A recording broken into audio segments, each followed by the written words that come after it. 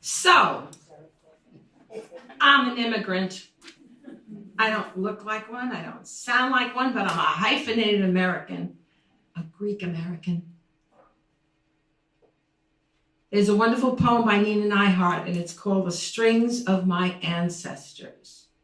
When I need string, I can't find it. But today, string is everywhere. Shame on the one who does not want string. I must not forget my ancestors. I do up packages, little gold cars, and ivory servants for their new lives. I must not forget my children. I teach them cat's cradle, Jacob's ladder, the bridge, and the river to keep them out of mischief. They must not forget their ancestors. When you cut string, it crawls off into two directions. My story begins on a small island in the middle of the Aegean Sea. The island is Paros. If you look at Paros from the air, it looks like a giant beetle. The arms go in like that, and there's a little cove, a little fishing village, and that's where I was born. I left that little village at the age of 2.5. Against my will. And I remember the day as though it were yesterday. We lived in, you see the big posters of Greece and those little sugar cubed houses with the blue shutters. Well, I lived in one of those. I was born in a little house in the fishing village of Nausa. On the wall was this picture of my father. I didn't know my father. I didn't meet my father till I came to America, because he was a merchant marine, and he would go back and forth to Greece, and he married my mother, and then my brother Yanni was born, and then he went back on the ships, traveled around the world, went back to Paros. My sister Calypso was conceived, and he stayed long enough for my mother to get pregnant 2 months later, and then he left, and I was born after he left. All those years, my father would come on a merchant marine ship, and he would come in to New York, and then he would get a discharge paper for a weekend only. He would get off the ship, promise the captain he would come back on Monday, and then he'd hightail it on the BMT out to Astoria, Queens. Got off the first stop in Astoria at the BB stop. Below, there was the BB restaurant. And in the restaurant were all his compatriots, his cousins, who all were there. And as immigrants today go to where their people are, my father would get off and go. And he'd work in the kitchen, washing dishes, sending money home. And he'd be in the back in the kitchen when the immigration officers would come in the front door and they say, Anastasia's Glikora, they're here. He'd go out the back door, out the front, go up the staircase, take the BMT back to New York, sign up and get on another ship and go back to Greece. And that, in those days, they called that jumping ship. So Daddy jumped ship many times. And so when Calypso was conceived I was born, and he left to come to America legally. Finally, in those days, you had to be sponsored by someone. So all of his compatriots, his cousins who worked at the BB restaurant, sent for Daddy, and he came to America, said goodbye to my mother, promised to get her, and he would send checks. The people in the village, they called her the Americana. That was a Paratsukli, a nickname, because she would get money from America. But anyway, so there was this picture of my father on the wall. I would stand on a little goat hair blanket, look out the window, and from the window I could see the Aegean Sea splashing across the rocks. And I'd listen, and then she'd say, now, Babasu, we're going to America. You're going to meet your father. Because I didn't know him. I was 2.5. We crossed. The day I left Paros is embedded in my mind so clear. I was sitting on a donkey with my mother. We had to walk 8 miles to the port of Batya. In those days on a donkey, and all the donkeys, there were blankets, there were things. We were going to the port of Batya to get on a little kaiki, not the high-speed dolphin I take now. I'm in 3 hours, I'm in Piraeus. In those days, it was 18 hours in a little kaiki. And nowadays, when I go to Bat Yam, my cousin's Mercedes, and I'm there in 20 minutes. But in those days, we were on a donkey. Anyway, I remember I was sitting on a donkey with my grandmother, Chariklia. My sister, Calypso, was sitting on Chariklia's sister, Eleni. My mother was on a donkey by herself. My brother, Yanni, who was 9, was walking. And we walked those 8 miles. I remember everything about that day in that everyone in the village was lining the streets and everyone was crying. Because I was very precocious, so I've been told. And I have an old 7-year-old granddaughter, so I know what I really was. I had no idea where we were going, why we were going, or why everyone was crying. I just remember getting to the port and Uncle Pantelis lifted me off the donkey. I can still feel his hands on my rib cage as he put me down, kissed my mother goodbye, crying. I don't remember the voyage across the Aegean. I don't even remember getting to Piraeus or taking the voyage across the Nealas. My older brother filled in the details. But I remember getting off the ship in Hoboken, New Jersey, not the Ellis Island, it was Hoboken. And my father was coming towards me wearing this dark brown striped suit that I had seen hanging up in the village. He says, "Now, Babasu." And there he was. I met my father for the first time on the dock in Hoboken, New Jersey. So he took us where? Flatbush, Brooklyn. So this little Greek girl, and did I tell you in my village, there was a yaya, there was a grandmother sitting on every stoop, and I thought they were all mine. And then when I got to Flatbush, Brooklyn, there was a booby on every stoop. And you know, it takes a village, and I thought they were all mine too. But anyway, I'm bringing you to the part of the story that's a little sad. My mother conceived my younger sister within a month after her arrival. And I remember she was always very sad.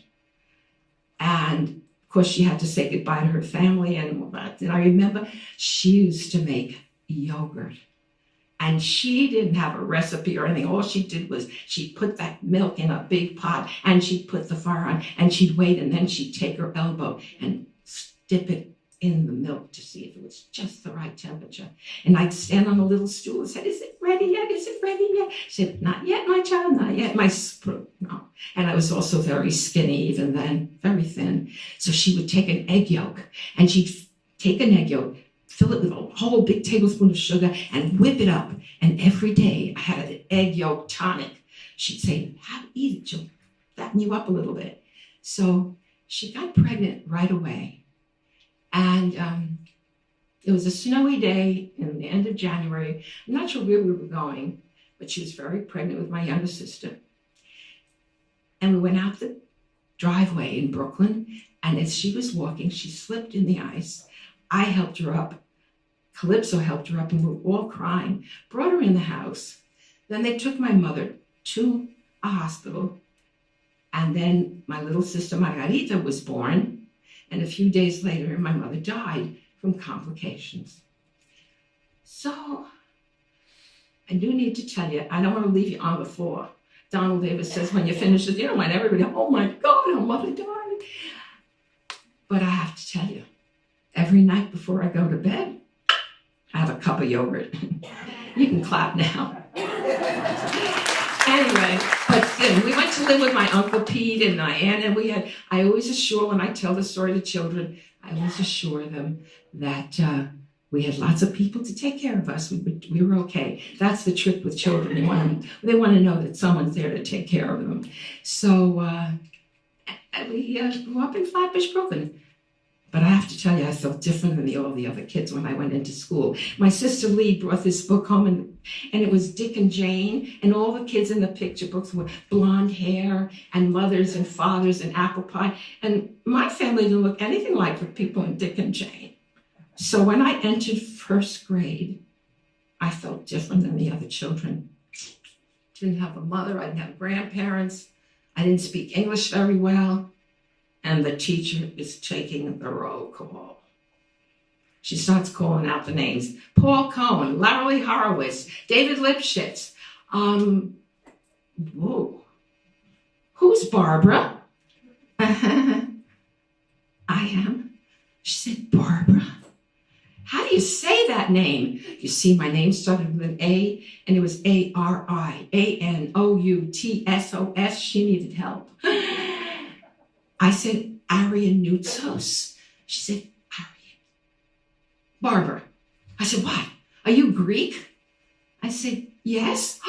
She said, children, Barbara's Greek. Isn't that wonderful? Stand up and tell us about yourself. Hey, I didn't know. I liked an audience even then. Come on.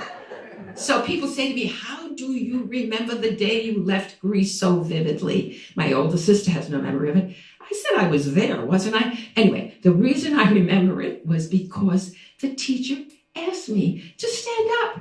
Timeline. It was like practically yesterday, wasn't it, that I left the village. And what story did I tell her? I told her the story of leaving the village, whose donkey I was sitting on, and everyone was crying, and I didn't know where we were going, blah, blah, blah.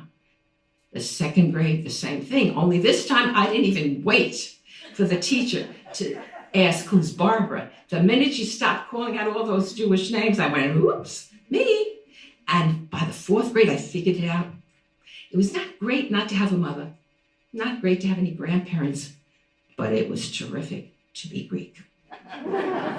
So I thank those wonderful teachers in Flatbush, Brooklyn, who taught me to love who I was, to love being different. It was okay. It was wonderful to be different. And to this very day, I still feel different. And I love it. I love it. Anyway, the interesting thing, you know, they taught us songs like, my body lies over the ocean. Well, I thought they were saying body. So I'm saying my body lies over the ocean. That's strange. Anyway, I digress. But my older sister, Calypso, and we got the book of knowledge, and there was this gigantic atlas.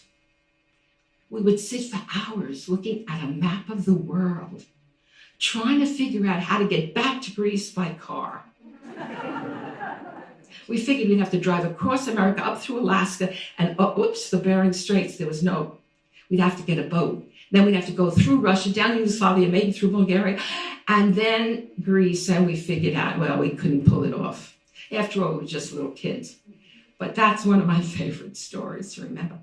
So my sister Calypso would always say, there she goes again, talking about the story of she left the village and all the people crying. She just went on and on about this. Even when I applied to Brooklyn College, what story did I write? They asked me to write an essay about a memorable day. I told them about the day I left Paros. Of course I did, right? When I went to Greece back in 1992, I went back to the village and knocked on the door of the house I was born in. We still own it. And a teacher, he was tutoring the Greek kids for their SAT equivalent. And I told them, I was Barbara. And I said my maiden name, Arianoutos, Aliprantis. I was born in this house. Can I look around? I had my camcorder. I don't know why I did. Just wanted to go in and see it. I come out the door, and there was a woman standing on the stoop right opposite me, as close as you are. She smiled and I smiled. You know, I like to talk to everybody. I said, hi, and I don't know what possessed me to say my name is Varvara Arianoutos. And before I could get to Aliprantis, she screamed, oh my God, Varvara Arianoutos. I'll never forget the day you left Paros. I said, you remember that day? She said, yes, like it was yesterday. Tell me what you remember. She said, well, and this was in Greek, Varvara, you were sitting on Yai Chariklios, was donkey. You were sitting on Gauri, right, with Yaya, and she lived in that house up there, Chariklia, and Calypso was sitting on the donkey with her sister Eleni and your brother. Oh, by the way, how's your brother? I said, oh, he's fine. Where is he? Lives in Chicago. He has 8 children. 8 children. We went back to the story. I said, the street was lined with people in the village, and everyone was crying. Well, she figured out on her hand she was 5 when I left. I said, I didn't understand why everyone was crying. But everyone was crying, so even my mother and father came out and they were crying. So I decided I'd better cry too. So I started to cry, and I got so hysterical, my mother didn't know what to do with me. So she smacked me across the face to stop me from crying. And to this day, I never knew where you were going or why I got smacked. And so you know that when I got back in 1992, the very first person I called was Calypso. I said, Calypso, you know that story I always told about the day we left, hi Paul, the day I left Paros? It's true, and I told her that story of the neighbor validating my memory. It really is an amazing thing, memory, and it's really important that we tell our stories. But my father, Anastasios, was a very quiet man. He lived with us. We went to live with my Uncle Pete and my Aunt Irene and my father and the 4 children. And we grew up in Flatbush, Brooklyn, wonderful Jewish neighbors. I went to PS 208. But he never, ever raised his voice. He never got angry. If we were fighting, we were arguing, or we wouldn't share, he'd say, oh, wait, I once knew a boy.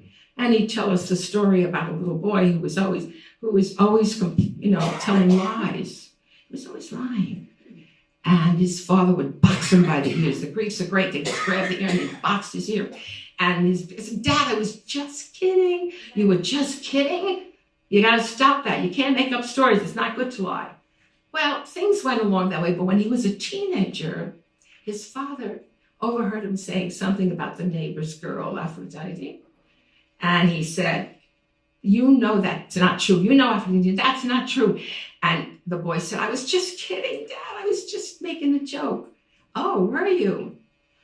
The next very windy day, my father took, my father telling me the story, he took the young boy to the top of the mountain. When they got, it was really windy, and below the stream was flowing, there were water, there were trees blowing all around. He took the sack off his shoulders, opened it up, and he said, now, son, take the leaves out of this sack and throw them into the wind. Oh, that's fine. He picked up them, he scattered them to the wind, and they were blowing and flowing. Oh, he saw them floating down the stream, and he looked around behind. Oh, that was fun. So, shall we go back now? No, he said, now comes the hard part. I want you to go and gather all those feathers and bring them back and put them in this bag. Oh, that can't be done. It's impossible. It can't be done. That's right. Like the words that have been coming out of your mouth lately, once they come out of your mouth, there's no calling them back. So from now on, watch the words that come out of your mouth. And then the Greeks would end a story like this. And for all that, the people in the story are there. And we are here. And we are better off than they are. I wonder. When I tell that to high school kids, they love it. They just love that story. It's feathers in the wind. And I thought my father knew all these people. It turned out they were Aesop fables. I had no idea until I found out later on as an adult. But then through the years I went on, and life gets, I had a family. And eventually I found myself at a school for the deaf. St. Joseph's School for the Deaf in the Bronx. And I learned sign language. And I started teaching the children, telling them folk tales.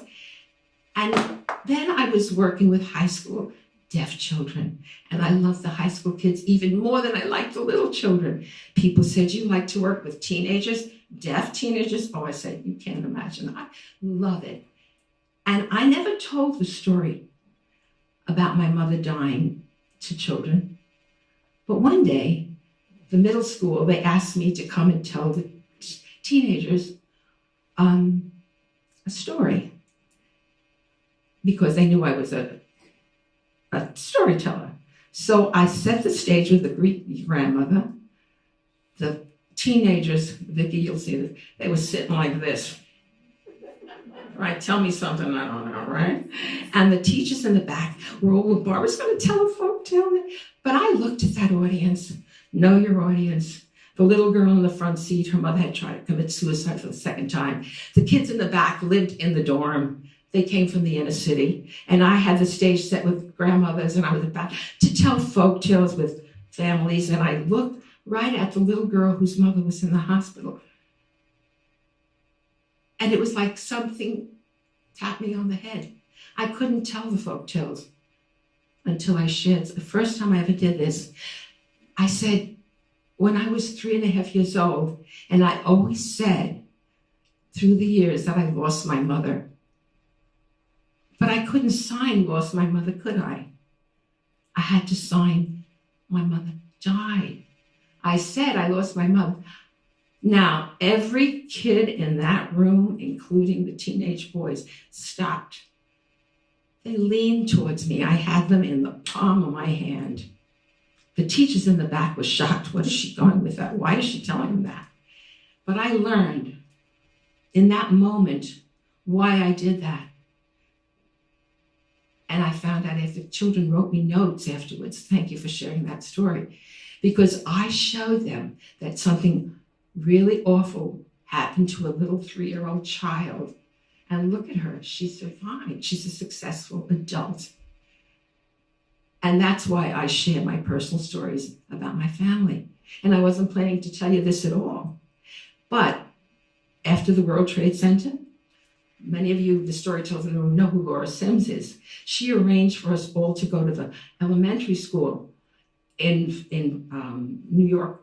The children had seen the tower come down, and they sent me to the 4th grade to tell them stories. And we were going to tell them folk tales. But the first thing I told those children was about my mother dying. And I tried to tell people that was great. And then I told my folk tales. And at lunchtime, we were told that we had to evaluate what did we do, what did we tell the children, what did we think they learned. At lunch, the storytellers are all eating together, the kids are over there, and I said to the stories, I said, listen, I'm going to go sit with the kids I was with. I went over to them, I said, can I sit with you? And they said, oh, sure, Miss Barbara. And then I said, listen, I have homework to do. I have to fill out this paper. Could you tell me, what did you learn from me? And what did you get from my experience? And every one of them said, we were very nervous when we came to school today because we knew it was the anniversary. We didn't know what to expect. But the minute you walked in and you started talking to us, we felt better. You gave us courage. And it was really a special moment. So my time is almost up. But just because I told you that and I know sign language, I'm going to teach you all. I think you've been sitting so good. I want you to wake your hands up, clap 10 times. Come on. All right. There's a song called Oh, We Ain't Got a Barrel of Money, Side by Side. Some people of a certain age remember it. Those of you are too young. So I'm asking you all a question. How many of you have a lot of money?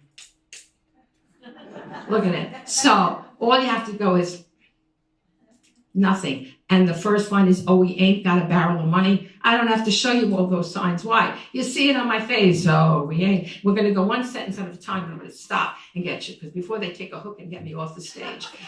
She's laughing, but they will have to. Okay.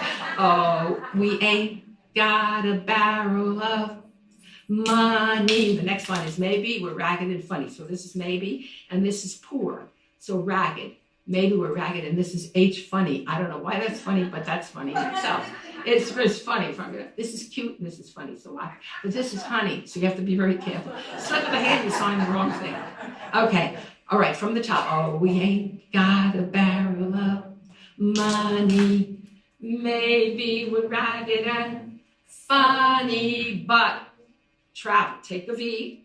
Crook your finger like travel. That's the song. Travel along, singing a song, side by side. I used to sign side by side, but that's not what that song means. You have to sign what you mean. We're going to get through it together, aren't we? Yeah. Okay. More than anything. So one more time, and then I'm off. Oh, we ain't got a barrel of money. Maybe we're ragged and funny, but we'll travel along, sing a song, side by side. Thank you, thank you, thank you.